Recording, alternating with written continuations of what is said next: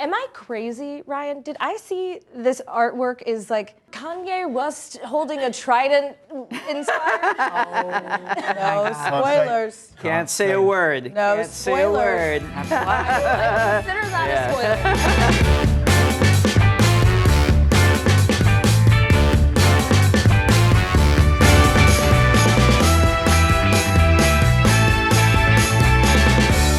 For a lone person on this island, this is not a game.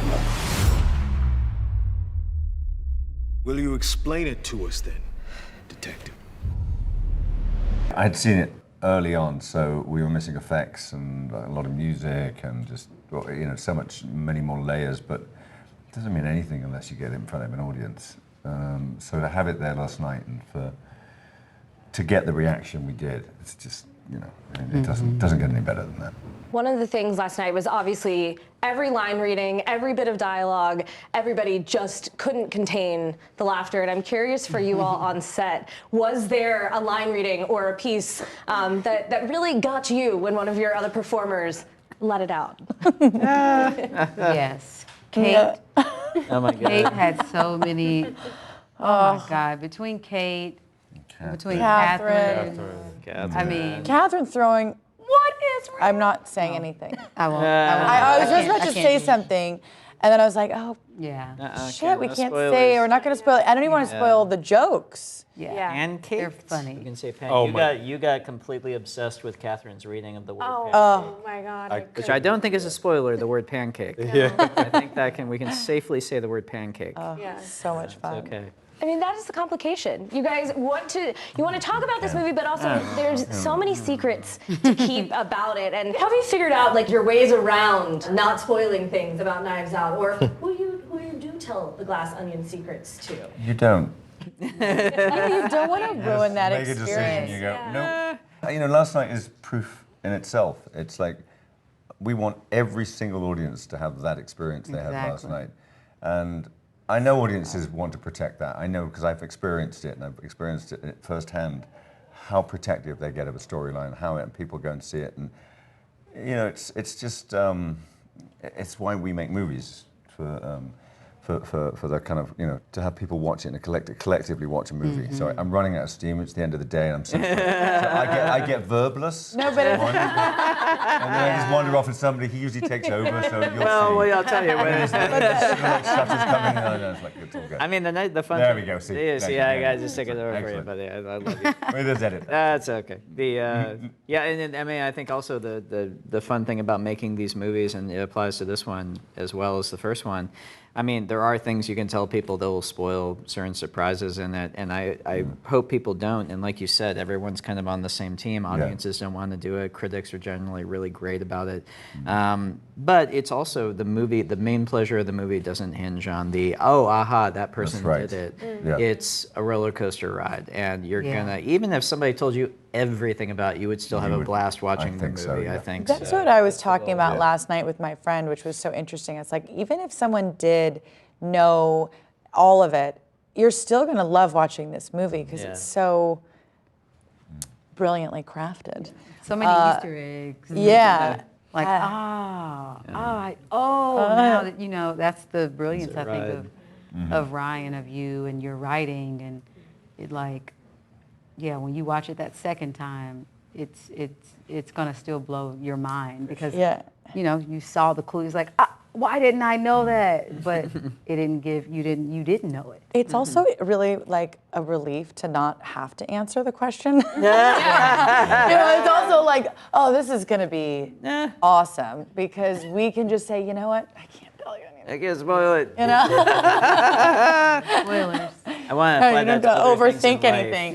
Yeah. Not my business. Yeah. I've been calling them Easter glass onions that versus works. Easter eggs. Oh, funny. Did you guys read this script? Did you find yourselves looking for that crossword puzzle, trying to fill in the blanks, or were you the ones who were able to kind of just ride the roller coaster as you're reading it, or were you like, okay, but am I alive at the end? Yeah. I was definitely trying to do the crossword puzzle for sure, because I was such a big fan of the first. And I also read scripts really slowly. And after a while, I just got exhausted trying to figure out what was happening and just like kind of just gave in. It was my surrender experiment. But reading it again for the second time, then it was kind of like playing Tetris a little bit, putting pieces together. I had loved it. Well, I was reading it, having seen the first one, just really looking to see if there was anything I could bring, anything I could add, to this new, cinematic universe, and I just loved Rian and Daniel, what they made the first time. It was so layered, I told him what I would notice is he really respected that first ensemble. You could tell in how many of them he would try to hold in a frame at once. It wasn't that he had all these people and, he really valued this company. And so if I was gonna be in that frame, I just wanted to, how rich can I, be? How much can I add to that frame? Janelle, what about for you? I heard you guys, in your downtime, played lots of games, one of them including Mafia. Yeah. And you're quite a good My sleuth. favorite. Did you already have it all figured out by the time you finished the script? I did not, but I'd already said yes before I read the script. I told myself if I ever had the opportunity to work with Rian, and I was a big fan of Knives Out 1, and Daniel, that combination you just don't say no to. And then when I found out who the rest of the cast was going to be, I'm fans of each of them. I think I probably have done I haven't done as many things as most of these people. So I was looking forward to learning. I was looking forward to learning. And then, they said it's in Greece. And I was like, yes, I will be there. Yeah, it's a ride.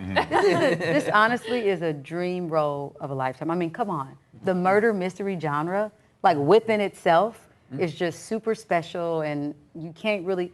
It's like right now, I think Rian, you're just competing against yourself, basically. Yeah. Honestly, when it comes to this genre. No competition. In the best healthy way, right? Yeah. I mean, that's all we should ever be competing against is ourselves. Just trying to up it for the next one, which, yes, we do know, of course, there will be another Knives Out. When you think about the task of assembling another cast like this, or actually maybe I should ask you that as a different question. Do you have any thoughts of crossing over any of the cast, bringing any of these folks back, other than, of course, Daniel and Benoit will be back again? Really? You're going to do me like that? You're going to ask that right here, right now? We've already all decided that we're coming, whether he asks us or not. Correct. We're crashing the next cast. I keep expecting Jamie Lee Curtis to step in, to walk in. Why is she not here? No, I mean, it's part of the fun of these things is the idea that they're not sequels; they're completely new books, and they're completely new stories, and so to me, the idea for the next one is. And I don't know, I'm going to try and stay in this state of mind as I sit down to write it. It's not about trying to top the previous one. It's about just trying to create something that surprises us, and thus hopefully will surprise the audience and will delight the audience, hopefully. At the end of the day, that's what we're really after, is just to give an audience a great time in a theater and giving them that joy of the genre in the way that they didn't expect it. So as long as we can keep doing that, I think it's probably be a trap to try and keep one-upping them somehow. It's just find something new you want to talk about, and let's just make another fun mystery, you know? Yeah. Daniel, what about for you as you kind of grow in Benoit? I mean, obviously you have experience in that with James Bond for 15 years. You know how to keep adding layers to a character. He keeps writing them. I'll keep doing them. It's easy then, because he's such a wonderful writer. It's like it's there on the page for me to do. So. What about it was more fun coming back to it versus doing it the first time? I mean, in the first one, he sort of does the sort of southern what do we call it in the film? Southern drawl. Southern, the kind of the lay on the southern. Oh, the southern hokum. The southern hokum, Yeah. and he's constantly trying to disarm everybody. But that's his tactic, and he's not unkind. He likes people. So even though these people are not the most likable people on the whole, he's not unkind to them. He sort of leads them out and lets them fall over themselves. I know Friendship made it back from Greece. Did any of the fashion come home with you all as well? From Greece? Yes. Oh, Janelle and I liked to shop in Greece. Absolutely. We did. actually ended up with the same outfit sometimes. I'd be like, I got that same outfit. Did you go to this shop? It was, we liked our One of one. Kate's wardrobe in the film, I mean, we have to give it up to Jenny. Jenny The Egan. wardrobe Yeah. stylist. everywhere. Incredible. I'm gonna tell you, my first fitting, I was just blown away. I feel like I kept most of everything from that first fitting after we talked and brought things in, and then I think that just inspired me to want to spend all of my per diem. That's right. Yeah, for more things.